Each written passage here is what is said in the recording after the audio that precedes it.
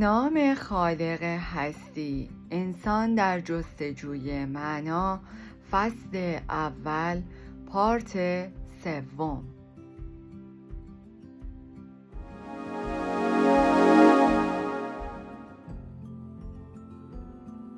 دوستانی را که بعدها دیدم به من گفتند من یکی از کسانی نبودم که با ورود به اردوگاه دچار افسردگی شده باشم. هنگامی که صبح روز بعد از ورودمان به آشویتز اتفاق زیر رخ داد، من تنها لبخند زدم. داستان از این قرار بود که با وجود اخطارهایی که گفته میشد نباید از کلبه هایمان خارج شویم، یکی از دوستان من که چند هفته پیش وارد آشویتز شده بود پنهانی به کلبه ما آمد. قصد او از این دیدار برای این بود که با گفتن چند نکته کوچک موجب آسایش ذهنی ما شود. او به حدی وزن کم کرده بود که ابتدا نشناختمش. با شوخ طبعی و بی‌قیدی شتاب‌آلو چند نکته را یادآور شد و رفت. نترسید، از گزینش وحشت نکنید. دکترم، ریاست پزشکی SS رفتار خوبی با پزشکان دارد. این دروغ و سخنان دوستانه رفیق من گمراه کننده بود. یکی از زندانیان که پزشک شماری از کلبه ها بود و حدود 60 سال از سنش می‌گذشت به من گفته بود که چگونه به دکترم التماس کرده بودم تا از فرستادن پسرش به اتاق گاز خودداری کند، اما دکترم با سردی درخواست او را رد کرده بود. دوستم ادامه داد: خواهش میکنم هر روز صورتتان را بتراشید، حتی اگر مجبور باشید با یک تکه شیشه این کار را بکنید و یا به قیمت از دست دادن آخرین تکه نانتان باشد. در غیر این صورت جوانتر، گونه هایتان سرختر به نظر خواهد رسید. اگر میخواهید زنده بمانید تنها یک راه وجود دارد: باید بتوانید کار کنید. فرض کنیم پاشنه پایتان تاوت زده باشد و شما بلند بگویید و در همین ضمن افسر SS شما را ببیند و شما را کناری بکشد. در آن صورت مطمئن باشید روز بعد اتاق گاز در انتظارتان است.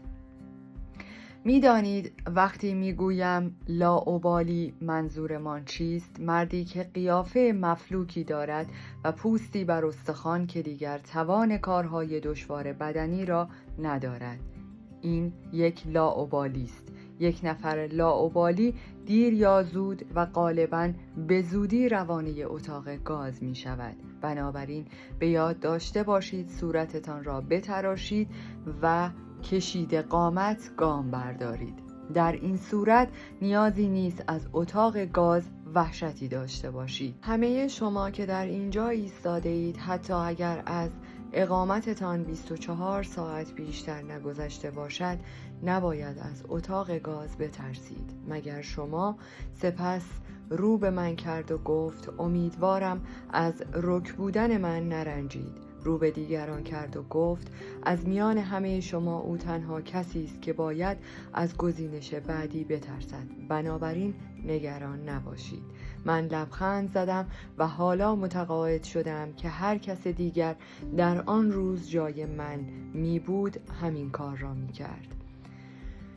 گفته لسینگ است که گاهی رویدادها موجب می شود شما منطق خود را از دست بدهید، وگرنه دلیل برای از دست دادن آن ندارید. چنانچه واکنش نابهنجار در برابر موقعیت نابهنجار رفتار طبیعی به شمار می رود، ما روانپزشکان حتی انتظار این را داریم که واکنش های یک فرد در برابر یک امر نابهنجار از قبیل فرستادن به تیمارستان به نسبت درجه بهنجار بودن او نابهنجار باشد. واکنش فردی که به اردوگاه کار اجباری وارد شده است نیز وضع نابهنجار ذهنی او را نشان می‌دهد. اما اگر با این مسئله از دیدگاه عینی نگاه کنیم، در شرایط موجود چنین واکنشی همانطور که بعدها خواهید دید واکنشی است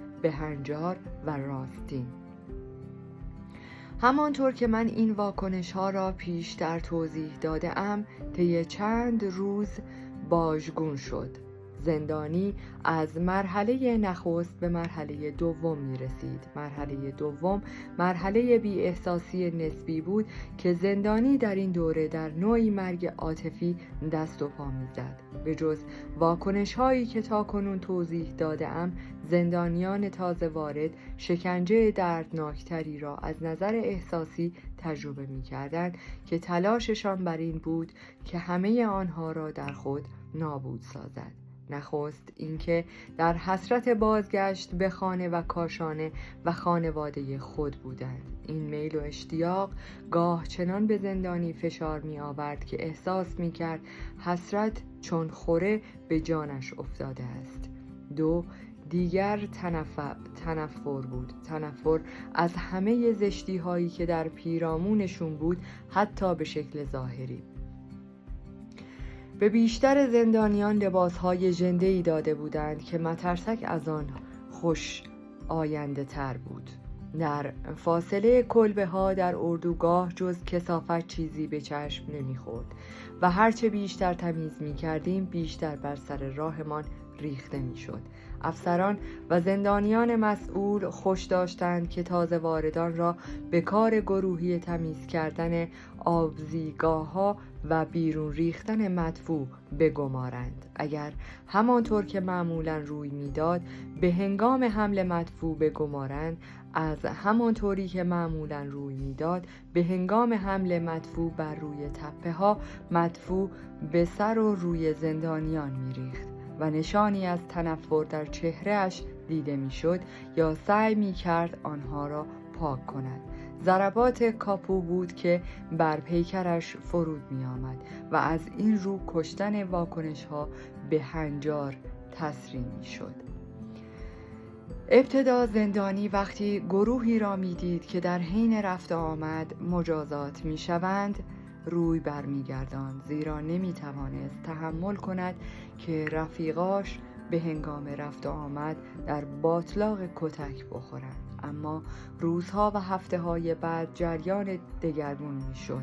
صبح زود وقتی که هوا هنوز گرگومیش بود، زندانی با گروهش جلوی در می ایستاد و آماده کار بود. با شنیدن صدای فریادی میدید که چگونه رفیقی را نقش زمین می‌کنند و دیگر با او را می ایستند و باز هم این کار تکرار می شد. چرا چنین می کردند؟ برای اینکه تب داشت و بی موقع به درمانگاه رفته بود و به خاطر همین که می خواست از وظایف روزانه‌اش رها شود تنبیه می شد. اما زندانی که به مرحله دوم واکنش‌های روانشناختی رسیده بود و دیگر با دیدن تنبیه رفیقش دیده از صحنه بر نمی گرفت، زیرا در این مرحله احساساتش سست شده بود و این منظره را بدون اینکه کوچکترین احساسی به او دست دهد تماشا می کرد. نمونه دیگر را برایتان تعریف می کنم. قبل از اینکه این تعریف رو شروع کنم میخوام اگر کانال من رو سابسکرایب نداری سابسکرایب کنی، در قسمت کامنت ها نظرات قشنگت رو برای من بنویسی و لایک کنی که انرژی بیشتری بگیرم از تو. یکی از زندانیان در درمانگاه به انتظار ایستاده بود و با حالت لیلی قدم برمی داشت، به امید اینکه به علت زخم یا تاول پا یا تب 2 روز کار سبک در داخل اردوگاه به او داده شود. پسر 12 ساله ای را می دید که به درمانگاه آوردند. این پسر را مجبور کرده بودند ساعتها در برف به حالت خبردار بایستد و یا در فضای باز با پای برهنه به علت اینکه کفشی در اردوگاه به اندازه پای او نبود بیکاری کند. زندانی این منظره را بدون برگرداندن روی نگاه می کرد. انگشتان پای این پسر خردسال را سرما زده بود و دکتر کشیک ریشه های سیاه قانقاریای او را یکی یکی با موچین میکند. نفرت، وحشت و ترحم عاطفی است که تماشاچیان ما در برابر آنها دیگر سنگ شده بودند. منظره شکنجه شدگان، کسانی که در حال مرگ بودند و مرده ها پس از چند هفته زندگی اردوگاهی چنان عادی می شد که دیگر او را تکان نمیداد. من مدتی در کلبه بیماران تیفوسی کار کردم که تبشان خیلی بالا بود و اغلب هذیان می گفتند و در حال مرگ بودند. پس از اینکه یکی از بیماران مرد، من بدون هیچ گونه آشفتگی عاطفی این منظره را که با مرگ هر نفر تکرار میشد تماشا می کردم. زندانیان یکی یکی به جسدی که هنوز گرم بود نزدیک می شدند. یکی پسمانده سیب زمینیش را چنگ زده بود برمی داشت، دیگری فکر می کرد کفش چوبین مرده برایش مناسب تر است و کفش های خودش را با آن عوض می کرد. نفر سوم پالتویش را بلند کرده و دیگری خوشحال بود که می توانست چند متری نخ به چنگ آورد.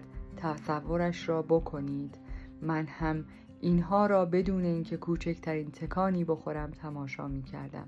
سرانجام پرستار خواستم که جسد را از آنجا بیرون ببرد. پرستار وقتی تصمیم گرفت جسد را ببرد، دو پای جسد را گرفت و آن را کشان کشان از راهرویی که دو ردیف چوب چیده بود و 50 بیمار تیفوسی را روی آن بستری کرده بودند به سمت در برد. چون از کمبود مواد غذایی رنج می بردیم، هماره دو پله‌ای که به سمت فضای باز می رفت برای ما دچار اشکال می کرد.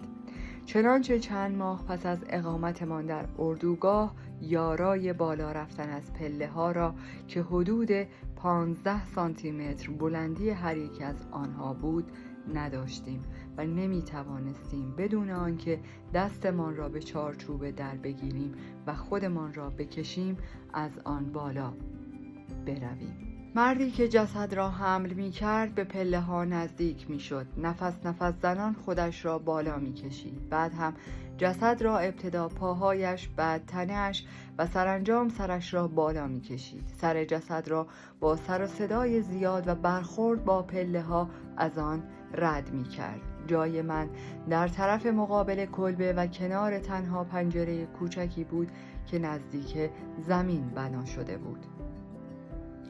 هنگامی که با دستان سرد خود کاسه داغ سوپ را مزه می کردم، چشمم به این منظره افتاد. جسدی که همکنون از آنجا دور شده بود با دیدگان زلزده به من می نگریست. همین 2 ساعت پیش بود که با این مرد صحبت می کردم و حالا در حالی که سوپم را مزه می کنم به جسدش می نگرم. اگر بی‌عاطفگی من از نقطه نظر حرفه‌ایم مرا به شگفتی وانمی داشت، حالا دیگر این واقعه را به یاد نمی داشتم، زیرا کوچکترین احساسی در من بر نمی انگیخت. بی‌تفاوتی و سوس شدن عواطف و احساسی که انسان دیگر به چیزی اهمیت ندهد نشانه هایی بود که در مرحله دوم واکنش های روانشناسی زندانیان پدید می آمد و سرانجام او را در برابر شکنجه های لحظه‌ای و روزانه دیگران بی‌تفاوت می کرد و با همین سنگ شدن و بی‌تفاوت ماندن بود که زندانی به زودی تاری به دور خود می تنید.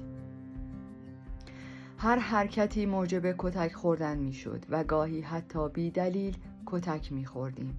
به طور مثال نان در محل کارمان جیره‌بندی بود و ما می بایست برای دریافت نان به صف بایستیم. یک بار یکی از زندانیان پشت سر من کمی خارج از صف ایستاده بود و این برهم خوردن قرینه برای افسر SS خوشایند نبود. نمیدانستم پشت سر من چه میگذشت، نمیدانستم در ذهن نگهبان SS چه میگذرد. همینقدر 2 ضربه محکم بر سرم فرود آمد. همان موقع نگهبان را که با چوب بر سرم میکوفت دیدم. در چنین لحظه‌ای آنچه به انسان ضربه میزند درد جسمی نیست و این همانقدر که در مورد تنبیه کودکان صادق است، در مورد بزرگسالان نیز درست است، بلکه این رنج روحی برخواسته از بی‌عدالتی و به طور کلی بی‌منطقی است که آزاردهنده است. آنچه موجب شگفتی است این است که ضربه‌ای که نشانی از خود به جای نمی‌گذارد می‌تواند در شرایط ویژه‌ای بیش از ضربه‌ای که جایش باقی می‌ماند آزار دهد. یک بار در یک طوفان برف روی خط راه آهن را گرفته بود. با وجود هوای نامساعد گروه ما میبایست کار میکرد، چون تنها راه گرم نگه داشتن خودمان را در کار کردن میدیدیم. من به شدت رید را جابجا میکردم. تنها یک لحظه برای اینکه نفسی تازه کنم به بیلم تکیه دادم. از بخت برگشته من درست در همان لحظه نگهبان برگشت و مرا دید و فکر کرد وقت می‌گذرانم. دردی که او در آن لحظه برایم آفرید نه از دشنام بود، نه از ضربه‌ای که به من وارد آورده بود. ناگهان حتی این زحمت را به خود نداد. به مرد ژنده پوش گرسنه‌ای که در برابرش ایستاده بود و شاید می‌توانست به طور مبهم یادآور وجود انسانی باشد چیزی بگوید. حتی دشنام هم نداد. در عوض با حالتی خوشحال سنگی از زمین برداشت و به سوی من پرتاب کرد. این کار او به نظر من درست مانند جلب توجه یک حیوان بود، فراخواندن حیوانی اهلی به سر کارش. با موجودی که وجه مشترکمان آنقدر ناچیز که او را حتی تنبیه نمی کنیم، دردناکترین بخش این که کتک‌ها توهین‌هایی بود که به ما می کردند. چنانچه یک بار مجبورمان کردند تیره‌های چوبی دراز و سنگین را بر روی مسیر یخ بسته حمل کنیم. اگر یکی از افراد پایش می‌لغزید، نه تنها وضع خود را در خطر انداخته بود، بلکه برای بقیه کسانی هم که همان تیر را حمل می‌کردند خطر ایجاد می‌کرد. لگن خاسره یکی از دوستان دیرین من نقص مادرزادی داشت، اما او خوشحال بود که با وجود این نقص می توانست کار کند، زیرا به هنگام گزینش افرادی که نقص عضوی داشتند یقیناً به اتاق گاز روانه می شدند. او که با عده‌ای تیر چوبی بسیار سنگینی حمل می کرد بر روی مسیر یخبندان لنگید و چیزی نمانده بود که بیفتد و بقیه را هم با خود بکشد. چون هنوز نوبت من نرسیده بود، بدون درنگ به یاریش شتافتم. بیدرنگ ضربه‌ای بر پشتم فرود آمد و نگهبان در حالی که توبیخم می کرد دستور داد به جای خود بازگردم. شگفت آور اینجاست که همین نگهبانی که مرا کتک میزد چند دقیقه پیش با لحن توبیخ آمیزی به ما گفته بود که ما خوک‌ها اصلاً حس همکاری نداریم. یک بار هم در جنگی با حرارت 2 درجه فارنهایت به کندن زمین یخزده پرداختیم تا لوله‌های آب را جاگذاری کنیم. در آن روزها از نظر بدنی ضعیف شده بودیم. سرکارگری آمد با گونه‌های گوشتالو و سرخ. چهره او مرا به یاد کله خوک انداخت. نگاهم روی دستکش‌های گرم و نرم او در آن سرمایه گزنده ایستاد. مدتی ساکت مرا واانداز کرد. احساس کردم همانند شکارچی در کمین من است، زیرا مقدار خاکی را که کنده بودم جلویم بود و این خود میزان کارم را نشان میداد. ناگهان فریادش بلند شد. خوک کثیف. تمام مدت مواظبت بودم. کار کردن را به تو خواهم آموخت. وادارت میکنم با دندانهایت زمین را بکنی و مثل یک حیوان بمیری. 2 روز حسابت را میرسم. هرگز در زندگیت کار نکرده ای. خوک کثیف. چه کاره بودی؟ تاجر؟ دیگر هیچ چیز برایم اهمیت نداشت. آب از سرم گذشته بود. چه یک نی، چه 100 نی. اما باید تهدید او را برای کشتنم جدی می گرفتم. از این رو راست ایستادم و چشم در چشمش دوختم. من یک پزشک بودم، یک پزشک متخصص. چی؟ پزشک بودی؟ شرط می بندم که جیب مردم را خالی کرده ای. اتفاقا من در درمانگاه دولتی کار می کردم و پولی هم از مردم دریافت نمی کردم. اما متوجه شدم زیادی حرف زدم. در همین ضمن نگهبان خودش را روی من انداخت و در حالی که مثل دیوانگان نعره‌ای زد مرا به زمین کوبید و دیگر به یاد ندارم ضمن فریادها چه گفت. مراد من از بیان این داستان جزئی این است که نشان دهم لحظاتی پیش می آید که خشم و نفرت می توانست حتی یک زندانی مسخ شده را نیز برانگیزاند. خشم و نفرت نه تنها از بیرحمی یا درد ناشی از آن، بلکه از تحقیر نهفته در آن لحظه خون به سرم دوید، زیرا باید به سخنان مردی گوش دهم که بر من و زندگی من داوری می کند، بی آنکه کوچکترین چیزی از آن بداند. مردی که باید اعتراف کنم وقتی داستان را برای رفقای زندانی خود تعریف کردم آرامش کودکانه‌ای به من دست داد. آنقدر پست و وحشی بود که پرستار درمانگاه سر و پای بیمارستان من او را حتی به اتاق انتظار راه نمیداد. خوشبختانه کاپویی که در گروه ما بود خود را مدیون من می‌دانست. او به علت اینکه به ماجراهای عاشقانه و گرفتاری‌های خانوادگیش گوش می‌دادم به من علاقه پیدا کرده بود. او ماجراهایش به هنگام پیاده روی‌های دراز به سمت محل کار برایم تعریف می‌کرد. من با شناخت او و با برداشتی که از شخصیت او داشتم و با پندهای روانکاوانه او نفوذ کردم. از آن پس او از من سپاسگزار بود و این خود برای من ارزش داشت. او بارها در یکی از 5 ردیف نخست صف جایی کنار خودش برای من نگه می داشت که معمولاً شامل 280 نفر می شد و این نهایت لطف او بود. ما باید صبح زود زمانی که هنوز هوا گرگومیش بود به صف می ایستادیم. همه از این که ممکن بود دیر برسند و در ردیف‌های عقبی صف بایستند وحشت داشتند، زیرا اگر به افرادی برای انجام کارهای ناخوشایند نیاز داشتند کاپوی ارشد می آمد و آنها را از آخر صف برمی‌گزید و این افراد باید به سرپرستی نگهبانان ناآشناست به کار دیگری و به ویژه کارهای دشواری بپردازند. کاپوها گاهی هم این افراد مورد نیاز را از 5 ردیف نخست برمی‌گزیدند تا مچ کسانی را که سعی می‌کردند زرنگی و رندی کنند بگیرند. همه اعتراضها و التماسها را نیز با چند لنگ جانانه آرام می‌کردند و مجرمین برگزیده شده را تا رسیدن به محل کار با فریاد و کتک می‌دواندند. در پایان از شما دوستان عزیزم می‌خواهم برای حمایت بیشتر ما کانال ما را به دوستان خود معرفی کنید.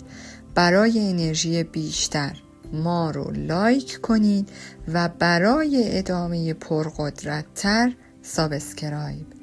تا درودی دیگر، درود و 200 بدرود.